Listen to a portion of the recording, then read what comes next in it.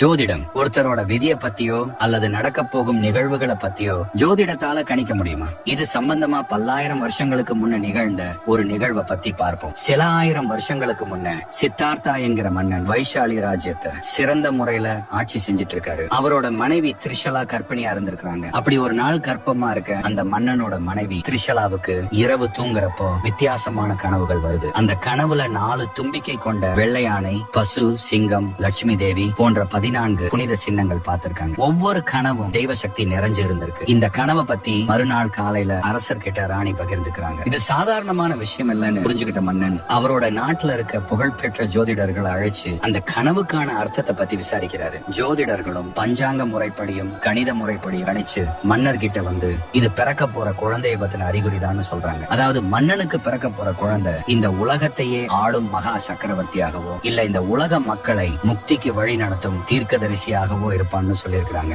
இதை கேட்ட மன்னன் மிகுந்த மகிழ்ச்சி அடைகிறாரு. சில மாதங்கள் கழித்து ஜோதிடர்கள் சொன்ன மாதிரி ராணிக்கு தீர்க்கதரிசியான மகாவீரர் குழந்தையா பிறக்கிறார். மகாவீரர் அரச குலத்தில் பிறந்து இளவரசனாக வளர்ந்தாலும் தன்னோட 30வது வயசுல அரசாட்சி மற்றும் குடும்பத்தை துறந்து துறவியா தனது வாழ்க்கை பயணத்தை மேற்கொள்றாரு. மேலும் ஆன்மீகத்தோட பாதையையும் முக்திக்கான வழியையும் மக்களுக்கு போதிச்சு வாழ்ந்திருக்கிறார். இந்த கதையில சித்தார்த்த மன்னனுக்கு எதிர்காலத்தை பத்தின உண்மையை கூறிய ஜோதிடர்கள் தலைமுறையா தங்களோட ஜோதிட கலையை பயிற்சி செஞ்சு